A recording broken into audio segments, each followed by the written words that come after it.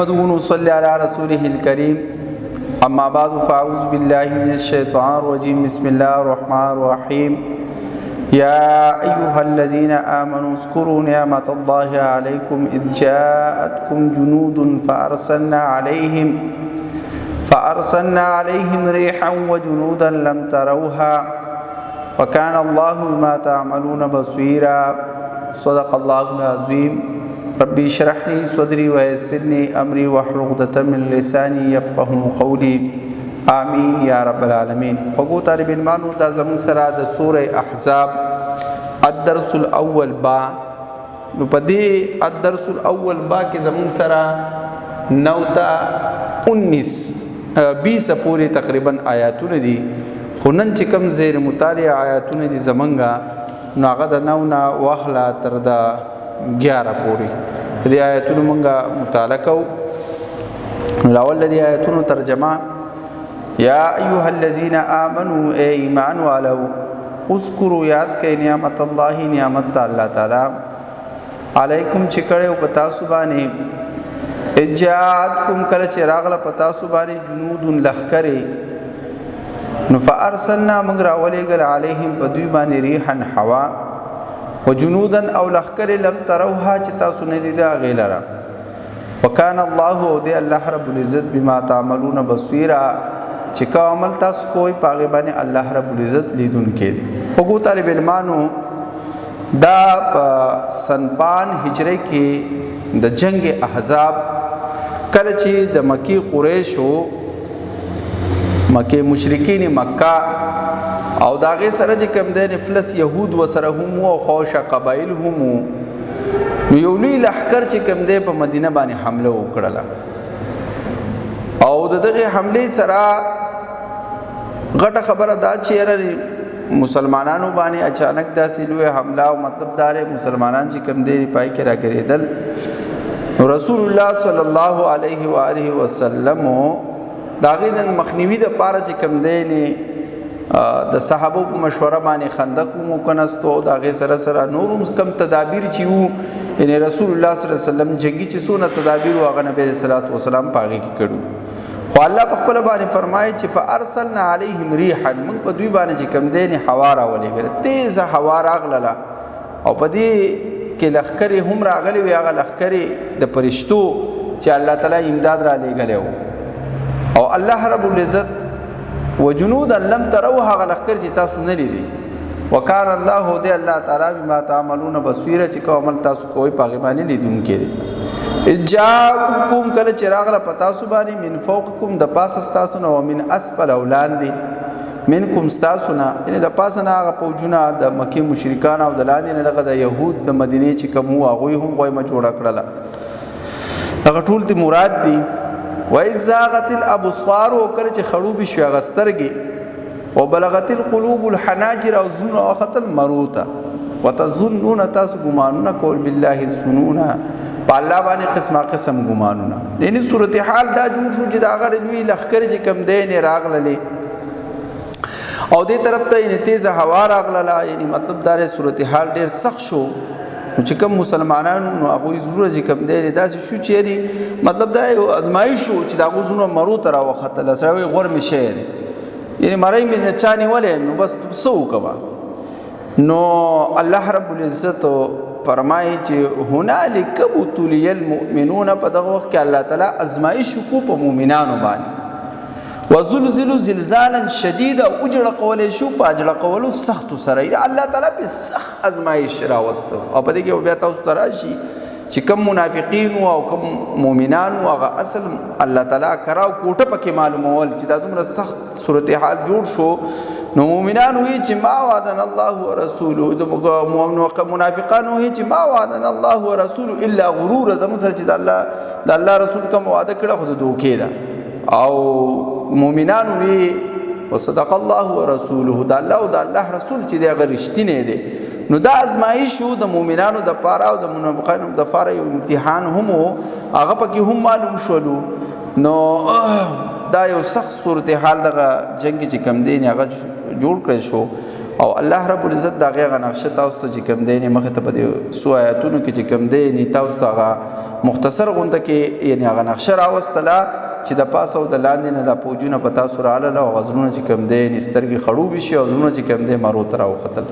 خو طالب علمانو په دې کې چې زموږ سره کم اصل کې په دې آیاتونو کې کم سوال لې نو په دې آیاتونو کې 9 تا 11 چیرا اللہ رب العزت و سبق کی آیات کی روشنی میں بتائے کہ غزوہ احزاب میں اہل ایمان کو اللہ کی تائید و نصرت کیسے حاصل ہوئی. تائید او نصرت چې کوم دی امداد ته ویل شي. تائید او نصرت چې دی دا څه ته ویل شي چې تاسو په ذهن کې دا خبره پرته دا څه ته وایي دا امداد ته وایي مدد چې ورته ویل شي چې الله رب العزت په دې جنگ کې د مسلمانانو امداد په کومه طریقه باندې وکړو. خوږو طالب علمانو الله کی تایید و نصرت دا الله تعالی امداد او نصرت څنګه راغې نو چې کله دا کافران د مشرکان مطلب د مدینه باندې حمله وکړه نو نبی صلی الله علیه وسلم د صحابو مشوره واغسته نو بدی کې صحابي دی سلمان فارسی رضی الله تعالی عنہ هغه دا مشوره ورکړه چې د الله رسول زموږ په علاقو کې چې کم جنگونه کېدل نو الته کې چې کم دی نه داغه نه غیر چاپیر او من خندق کنستل یو غټه کنده به کنستله چیرې په دې باندې دا کند سوق پار کول نه شو زمونږ دی علاقې ته د خورا وړي دا نو تاسو کې تاسو د مدینې نه چې کم دی خندق وکنای نو دا خبر یاد ساتي خو طالب علمانو چې زمونږ سره دا مدینه چې کم دی نه دا درې طرف چې دا قدرتی طور باندې بند و دا قدرتی طور باندې دی پاسه طرف ته غرونه یو طرف ته پکې يهود ناسو یعنی مطلب دار خدا یعنی مطلب دار دا درې طرفونه دا بنو دا یو طرف چې کم دی نه دا خالی نو رسول الله صلی الله علیه وسلم په دې زبانی 1200 گز یعنی خندق چې کم دی رسول الله صلی الله علیه وسلم په دې زبانی یعنی وکنستل نو ظاهر خبره ده چې دا دومره غټ خندق او مطلب دار په دې کې ډېر لوی قرباني صحابه ورکړله نو چې کله کافران د تراله نو د سیډونو خو بنو مدینه قدرتی طور باندې بندوا او دا سیټ کولاو نو دوی د خندق پار کولای نه شو کو چرته دوه پار کوو په دې باندې براوختل دلته به صحابه ولاړو دوی په غشو وغیرہ باندې وشته نو یو امداد الله رب العزت د مسلمانانو په دې طریقه باندې وکړو. دویم امداد د مسلمانانو داسې وشو چې الله تعالی کوم دی تیز سیلې راوستله آندی دې تیز طوفان ناغه چې وسړي خپل لاس دونه فاصله کې نه لیدل نو په دې سره چې کوم دی نه ټیک ته چې دا سیلې په یوازې په کافرانو نو په مسلمانانو باندې هم وا نو کافرانو چې دلته کم کافران ناسو مشرکین ناسو هغه راغلي وو تقریبا یو میاشت پورې هغه موثره کړي وو داسې نو هغه چې کوم خیمه وی او کوم سو هغه چې کوم دی په دې سیلې او توپان سره څه شو یعنی دا الټه شول دا ټول هر څه چې کوم دی دغه شو په دې وجه باندې په یو امداد الله تعالی د تیز هوا په شکل کې راوستو. بهرحال دغه یو قسم. دریم قسم په بنو قریظه کې بغاوت پیدا شو. ابو نعیم دا یو کس دی چې د بنو قریظه یعنی د دې قبیله مشر هم دی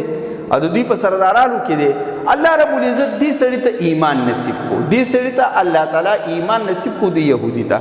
او دې مسلمان شو د پدې سخت حالاتو کې نبی علیہ الصلوۃ والسلام ته رسول الله صلی الله علیه و آله وسلم ته خپل ځان را ورسول او دورته چې د الله رسول ما ایمان نه وړي نبی رسول الله ورته هغه پلان کې دوی سکارو کو چې جنگ دا نقشه کم دی نه دا بدلول حکمت عامل وکا نو د پدې بنو قریظه کې دنه چې کم دی نه بغاوت پیدا کو چونکه د دې بنو قریظه او د مشرکانو د یو بل سره چې کم دی د امداد چې نه دی یو بل مدد وکړو